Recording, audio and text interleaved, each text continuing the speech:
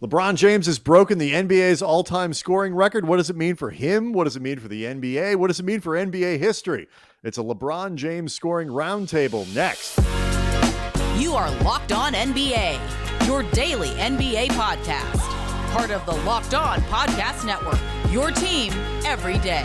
Hey everyone, I'm Brian Kamenetzy, host of Locked On Lakers. Joining me to discuss this genuinely monumental moment in NBA history, Wes Goldberg, host of Locked On Heat, Chris Manning, Locked On Cavs. I think there's a theme, guys. Places LeBron has played and scored some of these 36,000 and change or whatever it is points that he's got now. When you saw this happen, we've had a lot of lead up time. Wes, I'll ask you first. What do you think this means, just sort of in the context of NBA history, to have LeBron pass Kareem like this? I mean, it's huge, right? This gives him the ultimate numbers argument. If we want to just launch right into the LeBron versus Michael Jordan debate, like, he's the number one scorer of all time. You know, he's already kind of had the more NBA Finals appearances, more consecutive Finals appearances, all these things, but he was never going to match MJ in terms of just 6-0 in the finals, right? Like, he was never going to get that. But he was always going to have more points, more rebounds, more assists. But now he's number one, right? Now he's the number one scorer in NBA history. And that's really sort of a banner type of thing. Like, what we're talking about here, this is what, first paragraph of the Hall of Fame enshrinement piece for him? Of all the accomplishments LeBron has had, and as important as he is to the teams he's played on and the NBA and the history of this league, the number one scorer in NBA history, that's like in the first couple of sentences when we're talking about LeBron when it's all said and done. I tend to agree with that kind of exactly, and I think it plays into his longevity, and I think that is one of the best cases he can make for himself as the greatest player of all time, is that he's been doing this at an absurdly high level through different eras, through different versions of the NBA, and he himself has adapted to all these different versions. Like, how many different versions of LeBron the scorer have we seen? We've seen first Cleveland era where he's hyper athletic and just dunking on everybody. We have the Miami era where he becomes just like this different kind of monster. The second Cleveland era where it is, iso ball with Kyrie and some of the stuff he did that last season. And then the Lakers thing is its own thing as well. He adds, the pull-up three to his game in a different way, right? Like, every era he's kind of adapted to and added more to his legacy. And it also, we should note, it doesn't seem like he's like gonna just like pass this record and then like fade off. Like, he's gonna add and add and add to this. This is gonna be a record that I don't know how anyone is ever gonna get close to this, right? Like, it's very hard to envision what it would take for anyone to ever get close to this record. I think, Wes, your point too about the like what this is for all the things LeBron has been, for all the things LeBron has done. Like, when you talk about Kareem Abdul-Jabbar, he is the NBA's all-time leading scorer, Kareem Abdul-Jabbar. And, to the place where we forget, like, if you want to go high school, college, pros, all that, like, Kareem, there has never been a more successful basketball player than Kareem. That is the thing that people center on. And, and Chris, to your point about longevity, I do think it's important to note, like, he's averaged 27 points a year.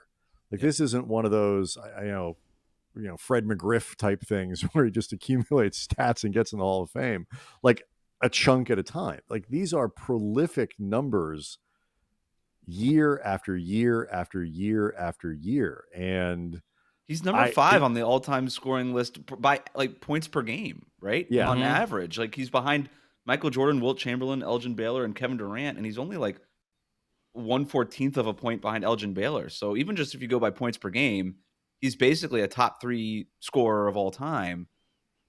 And so, yeah, I know people want to dismiss this just because he's been in the league for 20 years and he's 38 years old, and it's like, oh, well, Michael Jordan had to play at North Carolina. What would have happened then? It's like, I don't really care. This guy is awesome. Like, none of that stuff really matters.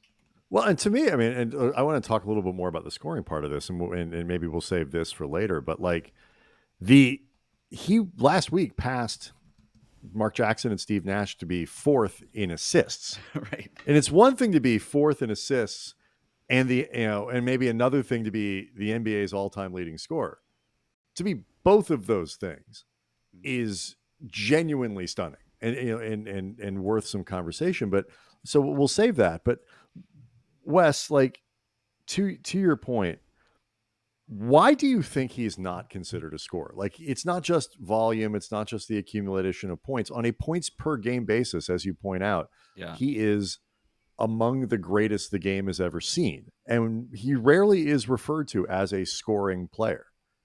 Yeah, I think it just comes down to first impressions, like so many things in the world does. And it's kind of remarkable to think that LeBron's first impression came 20 years ago when he first got into the NBA for a lot of people when he was first drafted by the Cavs. But, there's a lot of ridicule back then about how he would pass instead of taking potential game-winning shots, despite being double or triple coverage sometimes. He actually just made the right basketball play. And by the way, that's not even a conversation now. Now, like young players that do that are like lauded and be like, wow, what a smart IQ player, ahead of his time, like whatever. They're not ahead of their time. They're just copying what LeBron did when he first got drafted to the NBA. But I do think that those first impressions are what sticks in people's minds. People will say, well, no, a scorer, like they would say, Michael Jordan would have taken that shot. Michael Jordan's considered a scorer. Kobe Bryant would have taken that shot. Kobe Bryant is considered a scorer to so many people. LeBron didn't take those shots. And I think that's kind of the stuff that lingers in a lot of people's minds, despite so many things that have happened since then, including maybe having the scoring record or having the scoring record now. Despite all those things, I think that stuff just people have a hard time shaking first impressions. I think this goes back to his first Cleveland tenure. There's a play that is etched in my mind of, I think they're playing in Toronto, and there was a debate in Cleveland for maybe a week and probably on, whatever talk show existed at that time. Whatever Skip Bayless was on yelling about LeBron at that time. And he passed to Daniel Marshall in the corner instead of going for the layup. And he's like, I made the right pass. I made the right basketball play. And you read any book about LeBron James, you read anything his coaches have ever said about him, they define him in that way. And that's like the opposite of Kobe, is what I think Wes correctly pointed out. Like, that is the opposite of how many other players that we've seen come through the league. He is, I think, as much as he is now the scoring leader, he has never defined himself in that way, when almost every other great player has defined themselves in that way. It's like almost he is that, but he's not asking to be put in that prism first. He's asking to be put in all these other prisms before we think of him as a scorer. And I think that bugs people for some reason, honestly. It seems like it annoys people that he's not this like alpha scoring guy, but he's never been that. And he's never really wanted to be that, even though I'm sure if he wanted to, he could do it, but he's not. He's not the alpha scoring guy. He's averaging 27 points a game. Right, for 20 right. But it's years. but if he was like the alpha scoring guy and like wanted to play like James Harden in Houston, or wanted to play like Luka does in Dallas, or wanted to play like Kobe or like Michael, you could have seen him do something totally like beat this in a different way, and yet he didn't. Like, I think there's a more extreme scoring version of LeBron that we never saw because he didn't want to play that way. Eric Spoelstra used to say all the time, and when he was in Miami, like he could average 40 a game. It wouldn't be hard for him. And I always, especially that LeBron that was shooting 60% from the field and stuff, like he could, right? And right now he's 7th in the NBA in scoring right now. He's actually on track right now. He's averaging 30 a game. If he finishes this year averaging 30 a game, this will be the first time in LeBron's career that he's averaged 30 a game in consecutive seasons. And this guy's the all-time scoring leader. Like, it's pretty remarkable, all those things. Also, to the point, just the original question, Brian, like, why is he not? He also said that he's not a scorer. Like, LeBron just also said it, and that's a pretty famous quote. So maybe that's also part of it. But maybe I think it's almost not labeling LeBron a scorer could actually be considered a compliment, I think, because like you also said, he's 4th right now in assists. Who knows where he's going to be by the time he retires? Instead of just labeling him maybe the greatest scorer of all time, maybe we go one step further and just say, is he the greatest offensive player of all time? And I think a lot of people would have an issue with that. But if he ends up being number 1 in points and assists, like those are like the most important things on offense are shooting and passing, I think. So let's talk about that, because not screen assists. Sorry, David Locke, but well, but let's talk about that, because and we can get into this next. Like, we're talking like that. I think that is intentional. I think because saying I am a scorer, like Carmelo Anthony is called by a lot of people one of the most transcendent scorers of the modern era and all that kind of stuff. He has had seasons where he averaged more than LeBron's career average. I just looked it up 4 times. One of those was by 0.2 of a point. So here's a guy who, in his heyday was a 25, 26, 27 point a night guy. He's still not, doing what LeBron's done over 20 years. So when LeBron says, I'm not a scorer, and you talk about Wes, like, is he the greatest basketball player, the greatest offensive player? I think those two things are related in terms of how he wants us to think of him. So let's talk about that next. Today's episode is brought to you by LinkedIn. As a small business owner or hiring manager, you know that success in 2023 all depends on the team members you surround yourself with. That's why you have to check out LinkedIn Jobs. With LinkedIn Jobs, you can hire qualified candidates more efficiently by matching open roles with people who have the skills, values, and experiences to help you achieve your goals. LinkedIn Jobs helps you quickly attract qualified candidates to your open jobs with targeting tools. They go beyond resume data by using insights from your job post, company, and their 875 million member profiles to put your post in front of the most qualified candidates. Identify the most qualified candidates on LinkedIn Jobs and connect with them fast and for free. LinkedIn Jobs makes it easy to screen and rate applicants based on your job qualifications, all on one platform. It's why small businesses rate LinkedIn Jobs #1 in delivering quality hires versus leading competitors. LinkedIn Jobs helps you find the qualified candidates that you want to talk to faster. Post your job for free at linkedin.com/lockedonnba. That's linkedin.com/lockedonnba to post your job for free. Terms and conditions apply. So, Chris, before we get to this question that we had set up there, like, what do you consider to be like the most important part, like the most impressive part of like the way he's put together this scoring record? I think it honestly to me is the longevity, which is sort of the boring answer. But this is almost thanks for 2 playing. decades. Wes, what do you think about? I'm kidding. Go ahead. No, but just think about the era we are in, the eras he has straddled, the kinds of players that were in the league when he came in 2003. Think about how different the world was in 2003 when this guy enters the NBA. Basketball was a different sport. And he's here 20 years later. He's outlasted guys who were drafted after him. He's just continually just been here. He's just kind of there, and he doesn't go away. There is nothing to me maybe more impressive about LeBron in the fact that he is just persisted and just been around and never is out of this conversation. The fact that he is at his age and playing at the level that he is and scoring the way he is, we maybe don't talk about it enough in terms of how good he's been at that and just how long he's being around. There are players that he was drafted with who are out of the league. Dwayne Wade, think about that. Leaves the league because his knees. Oh. Yeah, sorry. This is just me pandering to Wes. His knees are like they don't work in the same way anymore. He can't continue to play it that way. Chris Bosh has been in the league for a long time.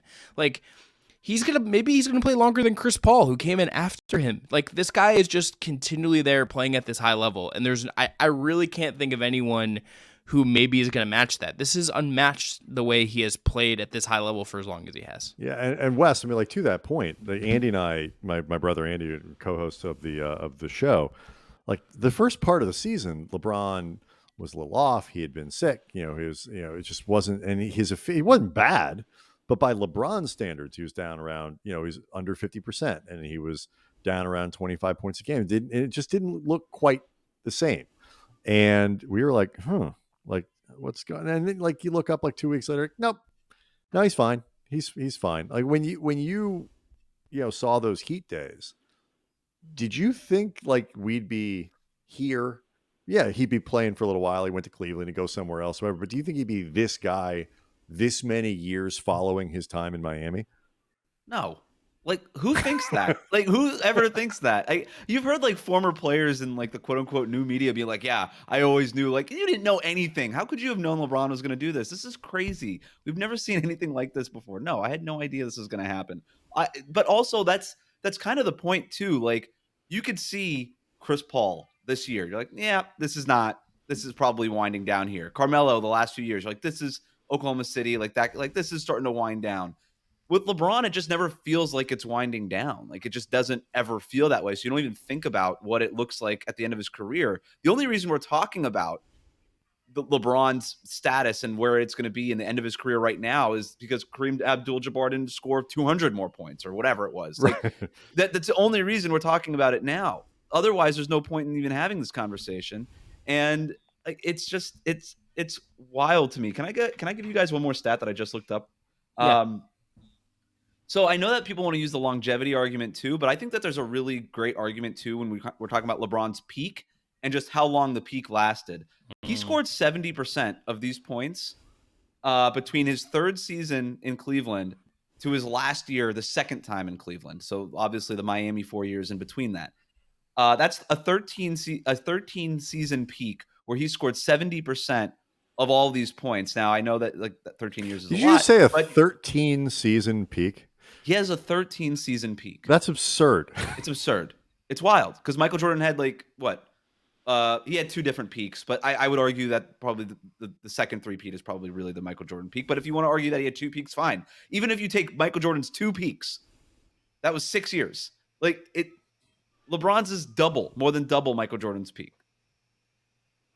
That's Just bonkers. want to throw that out there, right? Yes, Bonkers. but like I could just do the stats, too. notion of having a 13-year peak is insane. But before we get to the some of the stuff about like kind of looking forward to our memories of LeBron and all that, I do want to get back to this question that we were talking about before about how LeBron wants us to think of him and why it seems more natural that he'd become the NBA's all-time assist leader than the NBA's all-time leading scorer. And you guys saw this and stuff at a time, pre-pandemic when, maybe it was a little more, I don't know, however you want to phrase it, but like he is very careful about the way, it is very important, I think, to LeBron, how people look at him as a basketball player and the intentionality behind how he wants us to see him and view him has been there, to me at least, from the beginning.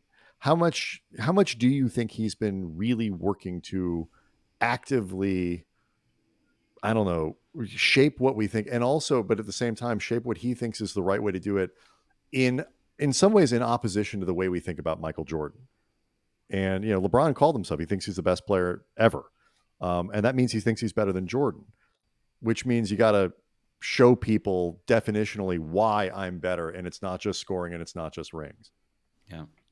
I think we're seeing it like pretty clearly with all these sit-down interviews that he's been doing, like with ESPN and stuff like that. He really wants to get in front of a camera and discuss this, and not necessarily. It doesn't feel like he's trying to be in control of the message the way that he has in the past in terms of his free agency decisions and stuff like that. He is kind of letting the media machine do its thing in regards to putting him at the top of this list over the last few weeks, which obviously you would want that to happen and kind of put it all in historical context, which is what the media really is best at.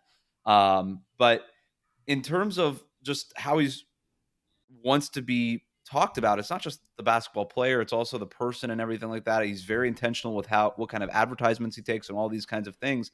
And that's why it goes back again to your point, Brian, like a scorer is just sort of a scorer, right? Like we kind of don't even, it's weird. Points are the most important thing in the NBA, but we kind of just sort of like look at us smart media folks and analysts and stuff kind of look past the points per game, and we're like, yeah, but how good are you at like switch coverage and playing zone and like and whatever screen assists and screen assists? Like we almost overanalyze the game to a point, and I think LeBron's pushing back against that too in a way where it's like, I'm not just I could be your points god, but I can also be awesome at all these other things. I'm also beyond just scoring the basketball. I'm fourth in assists of all time. I'm out here like leading businesses, the charity work, like all the stuff that he tries to put out there. The LeBron brand tries to put forth out there. He barely even talks about the scoring, but I think we're at the point now where he doesn't even have to talk about it because he's number one. Like he doesn't need to talk about it, but all that other stuff you kind of have to talk about. Chris, I don't know, like he's fought against a certain kind of goatness for his entire career, and it's the Michael Jordan the way that we've sort of created the mythology around Jordan, and it's the scoring. And Jordan was great at a lot of stuff, but it's the scoring and the titles. And LeBron's had to fight against that, the preordained idea that Jordan is the greatest player of all time. End of discussion. Everybody else is going to be second, because I think this is where he's seen himself going, since he was a kid in Akron. I think that's right. And I think that's why you see some, like, I thought the Cam Thomas quotes I don't know if you guys saw these quotes from the other night, where he was him and LeBron are the youngest players ever to hit 40 or more in consecutive games. And he's like, I'm a Kobe guy. It would have been more to me if it's Kobe. And I'm very sure LeBron is aware of the fact that there is a sect of basketball fans, a sect of basketball media, a sect of Laker fans. I am absolutely sure of, Brian. You could probably speak to that better than any of us. almost all of them. I mean, Yeah, almost all of them that are like, it's not a sect. It's pretty much the entire cult. Well, yeah. The cult, okay, you said cult, not me. Just to be clear, you can go to Brian for that.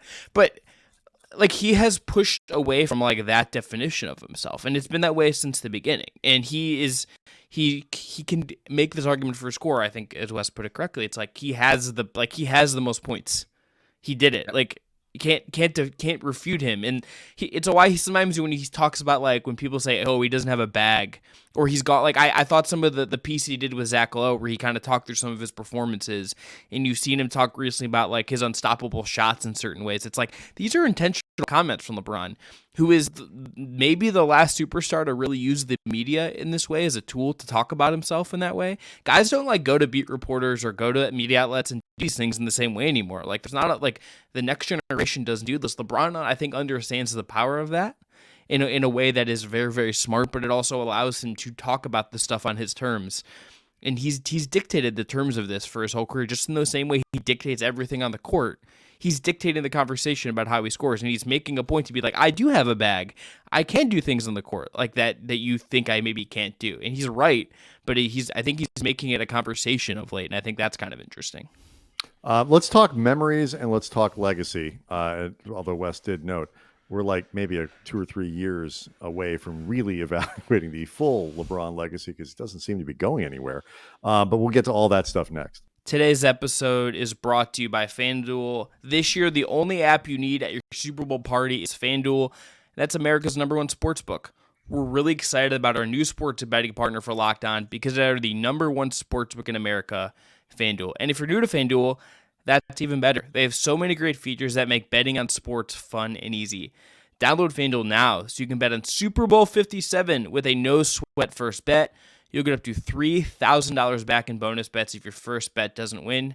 FanDuel lets you bet on anything from the money line to point spread to who will score a touchdown. Right now, they have Travis Kelce as the most likely player to score a touchdown in the Super Bowl. Eagles, I believe, are 1.5 favorites. Like, they have everything you could want for the Super Bowl, and they have everything you could want in sports overall. I know I'm coordinating bets with my friends for Super Bowl Sunday.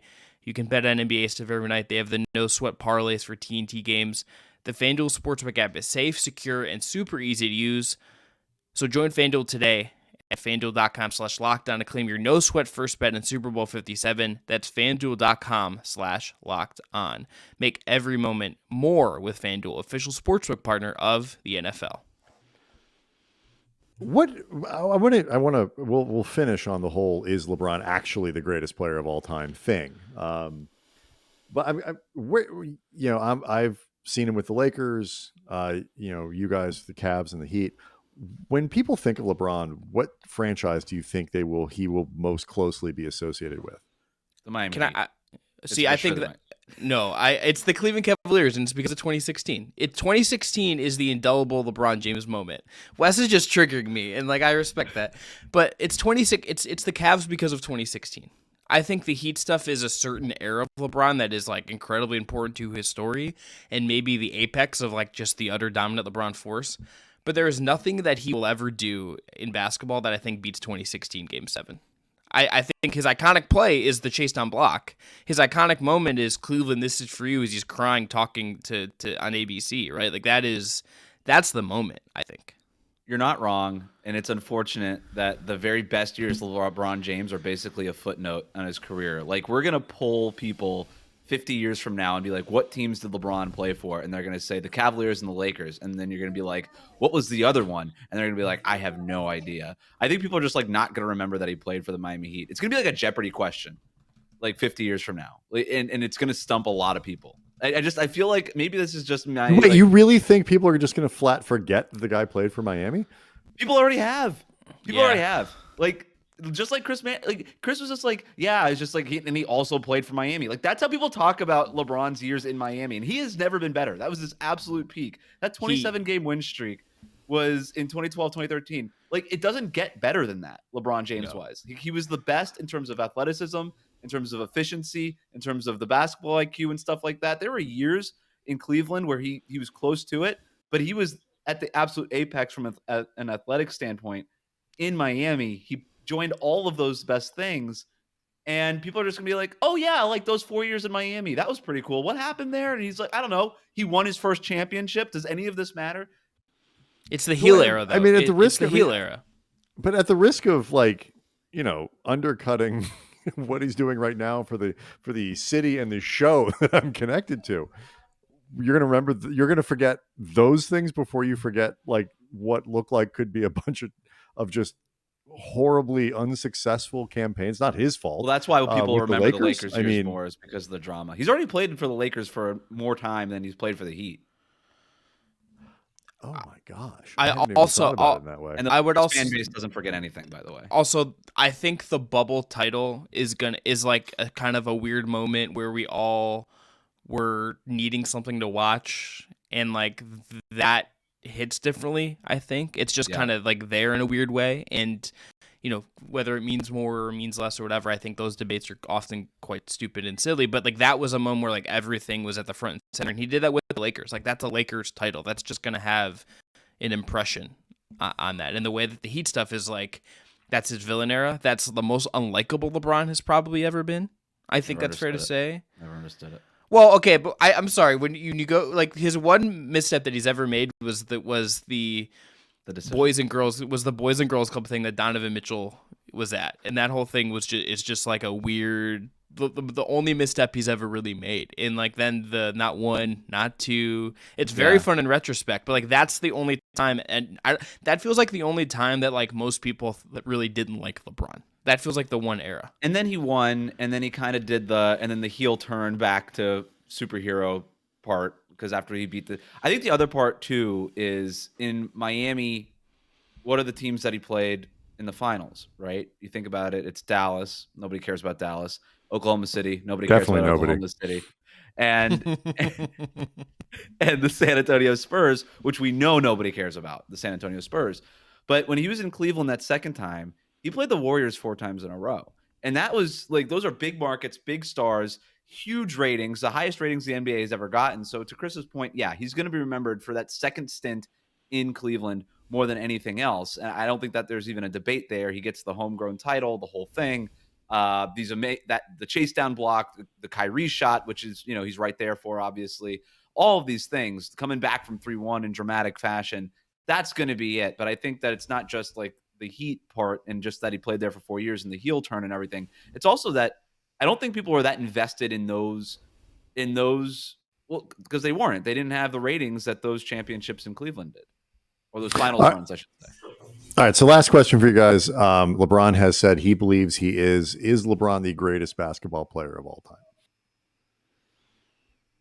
Go ahead, Chris. I'll let you lay the foundation here.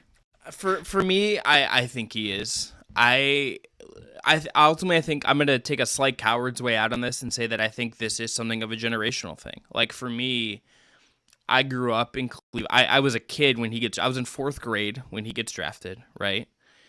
I went to school, my first day of 4th grade, me and all my friends and I, to be grammatically correct, wore LeBron jerseys. He is like the indubitable athlete of my childhood. And the things I saw him do, even though he doesn't win a title in that run, are like some of the most extraordinary things I've ever seen a basketball player do. Think about the shot he hits against the Magic in that series right before he leaves. Think about, the dunk on Duncan in the finals. Go look at the starting 5 of the team he took to the 2007 finals. That team had like no business being in the finals, but LeBron gets them there. And then you see what he comes back and does. And I think that in that, like, that era, that second era, the 2018-19 season is just like, I can't imagine many players are capable of what he did that season. The year before that, that's the best team of that era, and they don't win because they run into the KD Warriors. That was an absolute buzzsaw. Obviously, 2016, and just everything that he has accomplished, to me, he is my GOAT because it is partially an era thing, but I think the resume is just unflappable. There's no hole in this resume at this point. LeBron James, kid from Akron, Chris Manning, kid from Cleveland. Basically the same thing. Wes, what do you think? I think it's too early to have this conversation because he's still going. He's 30 years old. And if he demands a trade this year and goes to a team and wins 2 straight titles, boom, that's 6 rings. But the implication there is that he's not. Like I will answer. I think he already is. I think he could leave tomorrow. I think he left yesterday. Like, and he is. He's the greatest basketball player of all time. Your answer implies that there's still work to be done. Yeah, what else could he accomplish, Wes, that would change this for you? This like aside from is there anything besides like another title that really adds to this to you?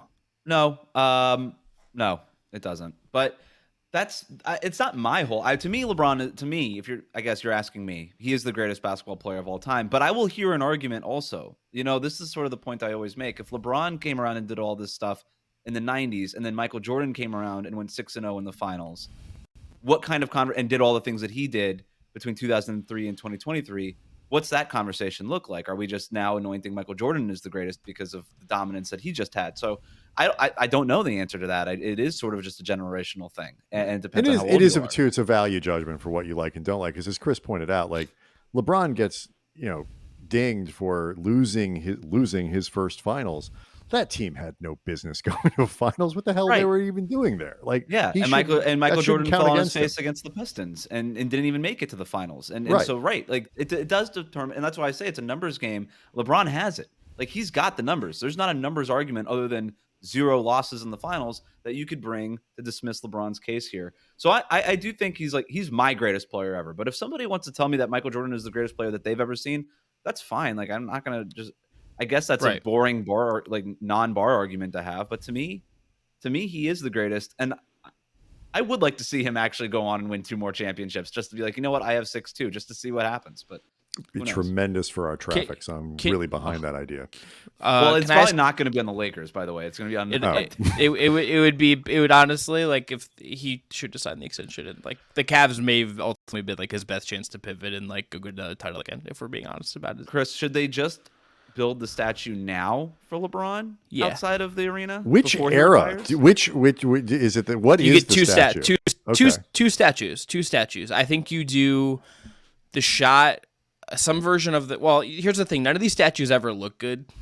Right, is the thing. Like the Dirk one, I'm sorry. Under the first statue, is there just a bunch of burning LeBron jerseys at his feet? No, he's like walking away from the arena. No, no, that would be tough thing. The thing is, someone in Cleveland would be like, we should make like a Nick Chubb statue instead of like the 2 LeBron statues. And I'd be like, you're wrong. Like, you're unfortunately wrong. But I think it's the shot against the Magic, and then I think it's the chase down block. I think those are the 2. But that leads me to ask you guys. I think the chase down block like is the moment. I think there are some other ones you could point to as well, like the Miami. There's some stuff in Miami I think Wes could shout out. Do you have like a favorite random LeBron moment or game that kind of stuck out to you when you're thinking about him? Because I've had a couple pop into my head this week that I've gone back and like looked up on YouTube and been really just like, dang, this guy, man, this freaking guy. Game 6 against the Celtics in the playoffs, the whole thing. That's the one that to me is the LeBron game. That is the LeBron game in my opinion. The other one when he was also playing for Miami. When he had the game winner against the Warriors, that whole, at the buzzer, that was one of the ones. That's actually, I think I heard in a recent LeBron interview, he thinks it's one of his best shots of his career too. It feels kind of like the Orlando Magic shot, but it's a regular season game and not a playoff game. So those are the 2 that stick out to me. This is, honestly, you guys mentioned most of the games. Like part of the problem with the Lakers era is it has not had as many of these as you would like. In the bubble era, it was so strange. But this is one of the things I think is impressive. It's like it is just this long parade of stuff, and it just keeps. I think you're right, Chris. Nothing is better in terms of what he was doing than, those finals. With Cleveland, but. It's just it is stunning the consistency with which you can pull these things out, and that you can pull them out starting 18 years ago and still pull them out now. Like this does not happen.